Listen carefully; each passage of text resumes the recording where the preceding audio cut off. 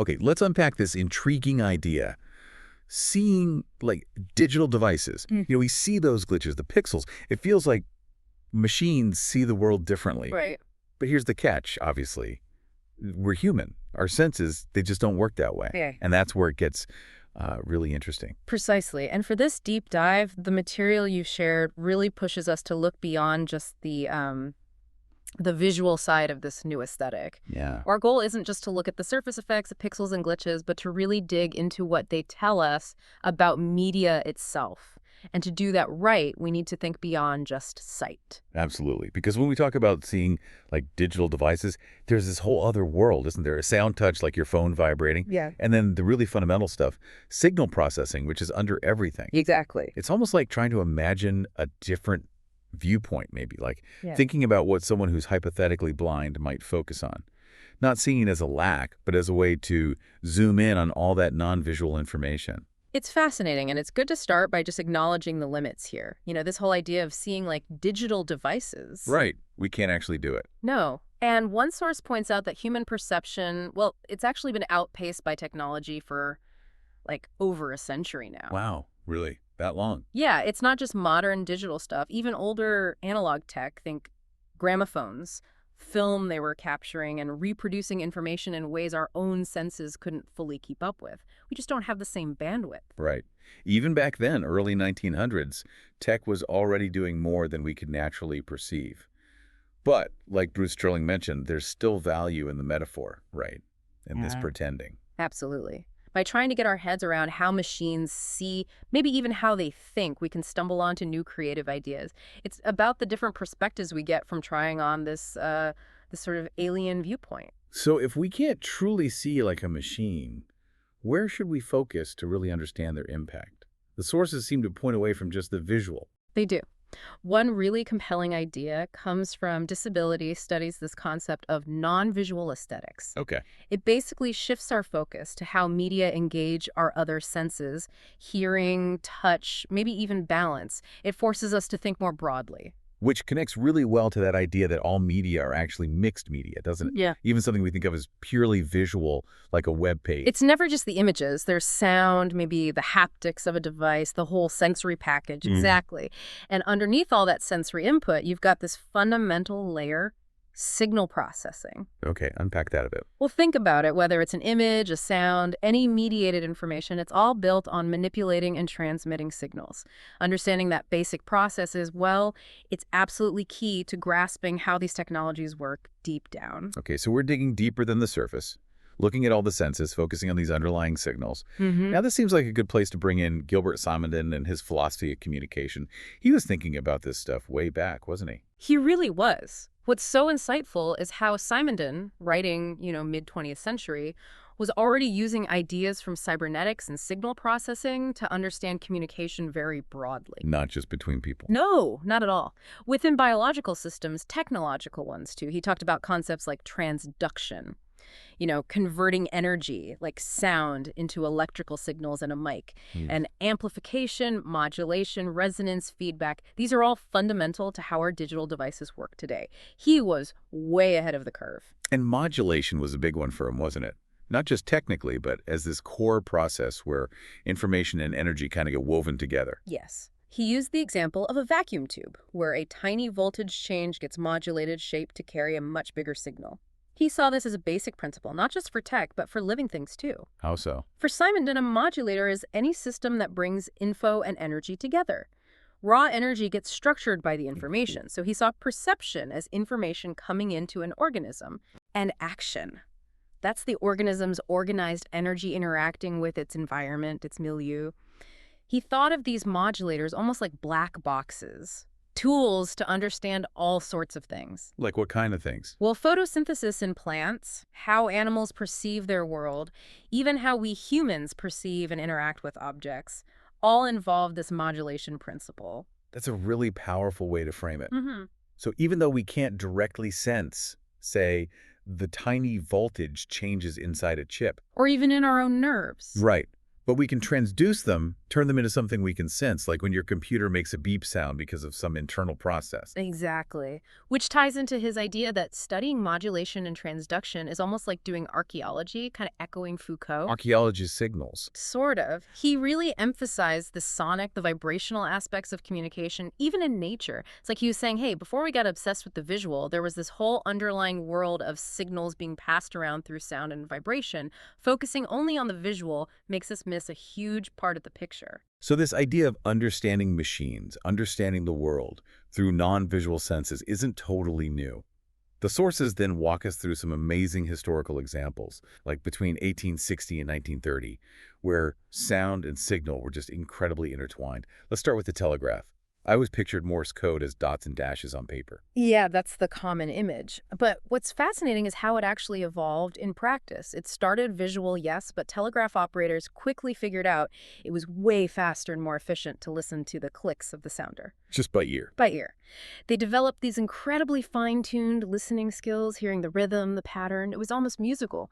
It shows how practical needs can totally shift which sense becomes dominant, even with supposedly visual tech. A sensory adaptation, basically. Yeah. Driven by efficiency. And then the telephone, which wasn't just for talking initially, people were using it to listen to bodies. Absolutely. Right. Pretty soon after it was invented, physiologists grabbed it. They realized it could be a scientific instrument to listen to the really faint electrical signals from nerves and muscles, making the body's own electricity audible. Wow.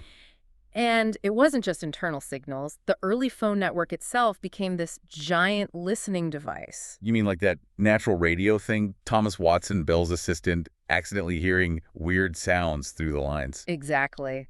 The long telephone wires acted like unintentional antennas, picking up these atmospheric noises, crackles from the earth, what we now understand as VLF radio waves.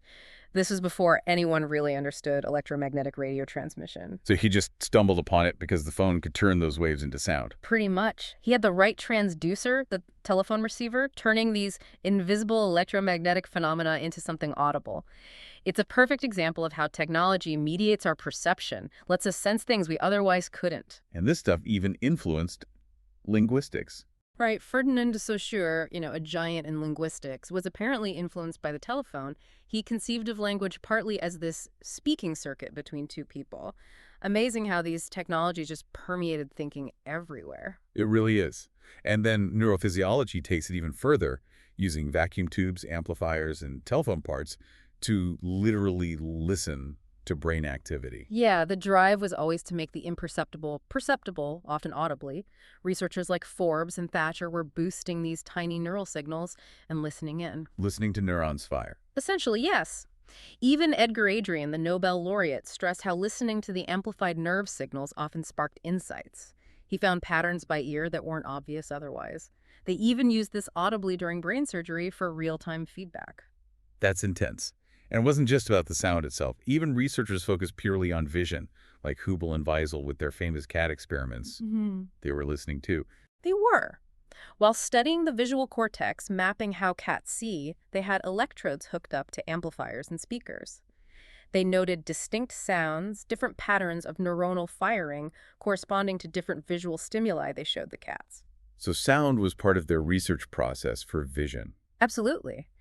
But, and this is crucial, as one source highlights, when they published their Nobel-winning work, it was all visual diagrams, graphs. The auditory data, while informative during the research, kind of disappeared in the final representation. Which says a lot about the power of visual inscriptions in science, right? Yeah. What gets written down and visualized often becomes the dominant story. Exactly. It shows how our communication methods shape what knowledge gets emphasized, even if other senses played a role in discovery.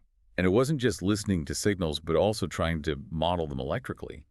Hodgkin and Huxley's work on the nerve impulse in squid neurons. A classic example. They were trying to build an equivalent circuit, an electrical circuit diagram that would behave mathematically just like the nerve membrane, creating the action potential. But the interesting bit is, the ability to hear the characteristic sound of that nerve firing actually came before they nailed down the complex mathematical model and the circuit diagram. The sound was an earlier way of knowing. So the auditory understanding came first. In a way, yeah. And this whole idea of equivalent circuits was pretty common back then, both in acoustics, the study of sound, and electrophysiology. The math behind electrical oscillations and sound vibrations is remarkably similar. So you could translate between them. You could. It was all part of this rise of electronic communication, and it really emphasized just how important sharp listening skills were across a whole range of science and engineering fields back then. Okay, so after that era where sound and signals were so obviously linked, we shift into what one source calls the machine aesthetics of blindness, roughly 1930 to 1960. This is where automation really kicks in, and maybe those sounds start to fade or become the machine's own internal chatter, like with telephone switching. Exactly. You had this massive shift from human operators plugging in cords to automated electromechanical switching systems. This was necessary because phone use was exploding, and managing it manually was becoming impossible. And these automatic switches, they made noise. Oh, yeah. They relied on relays, electric switches, thousands of them working open and shut. It created this constant, often incredibly loud machinic noise, clicks, buzzes, rhythmic pulses controlling the connections. So the phone network literally had a pulse, a rhythm you could almost hear. Definitely. And sometimes, because the control signals and the voice signal traveled on the same wires that's in-band signaling, you could actually hear some of those clicks and tones faintly through your own phone receiver, like eavesdropping on the machine's internal language. Whoa! And that's what the early phone freaks tapped into, that audible signaling. Precisely that vulnerability. People like Ralph Barclay figured out that if you could generate the exact right tones, like that famous 2600 hertz tone to grab a trunk line, then others to mimic dialing pulses, you could basically talk directly to the switching equipment. Speaking the machine's language. Exactly. They found this sonic backdoor purely by listening and experimenting. It was this hidden auditory interface. Incredible. And it became more than just, making free calls. It turned into this intellectual playground. Yeah, especially for engineering students, like at MIT. They started using early computers, things like the PDP-1, to generate the precise tones needed to interact with the phone network in really sophisticated ways. Using computers to talk to the phone system through sound. And those early computers, they weren't silent either, were they? Far from it. Many had built-in loudspeakers, the TX0, UNIVAC-I, the Pegasus computer. And initially, these weren't really for fun, like playing music, though that came later. They were diagnostic tools. How so? Engineers learned the sounds the machine made. Different operations, different programs had distinct sonic signatures, different rhythms. If something sounded wrong, if the rhythm was off, it often meant an error, maybe a hardware fault. They developed this auditory intuition. Like learning the machine's heartbeat through sound. That's amazing. Yeah. You mentioned people tapping on the hardware. Yeah, there are accounts, like Christopher Burton working on the Ferranti Pegasus. If there was an intermittent fault, he might gently tap components while listening to the machine's tune the sound it made while running a test loop. If the tapping changed the sound, he knew he was close to the loose connection. Wow, so it was this really deep, embodied, implicit knowledge operators gained through listening. Absolutely. People working closely with these machines, like Louis Wilson with the UNIVAC, described knowing the normal sounds so well, they could often tell what stage a program was in or if it had hung up just by ear, sometimes even by listening to the static the computer generated on a nearby AM radio. But then things started to change. Software got more complex. Exactly. As you got more sophisticated software, operating systems like CTSS started to emerge. These systems could monitor themselves, detect errors, manage processes automatically. So the machine started listening to itself, in a way. Precisely. The tasks that humans had done partly by ear listening for errors, checking if things were running smoothly, got automated, turned into code. The feedback shifted from sound to visual displays, printouts, error logs. So the need for that direct human listening started to fade, replaced by reading screens. Largely, yes. It became more about visual inspection. And this silencing wasn't just in computing. It mirrored the automation happening elsewhere. Telegraph operators being replaced, telephone operators, even the human computers doing calculations manually. All these roles with specific sensory skills becoming obsolete. Right. And as those human roles disappeared, the listening skills associated with them, decoding Morse, understanding switchboard sounds, interpreting computer noises, were effectively formalized, abstracted, and then built into the machines. The cultural technique of listening was automated. And the sounds themselves often vanished because the process they represented was now happening silently inside the code or the silicon. Exactly. The function remained, but the audible trace disappeared. Which loops us right back to the new aesthetic and this idea of algorithmics. Because even if we don't hear the inner workings of today's networks directly. The metaphor of machines listening to each other is maybe more relevant than ever. They're constantly communicating via radio waves, light pulses, electrical signals we can't perceive. Yeah, and there's that blind spot of media idea, the fact that the actual operations are usually invisible and inaudible to us. Right. But sometimes when things glitch, when errors happen, we get these brief, weird glimpses into that hidden layer, like the visual artifacts of the new aesthetic. And oscillating between senses like those engineers did can still be really insightful when things break down. And we have plenty of contemporary examples of machines listening, don't we? RFID tags are essentially listening for a radio query. Radar is listening for reflected radio waves. Sonar listens for returning ultrasonic pulses. It's everywhere. Even thinking about older tech, like those noisy cassette tapes for storing data on early home computers, or acoustic couplers for modems, they feel like relics from a time when data literally had a sound you could hear. They do.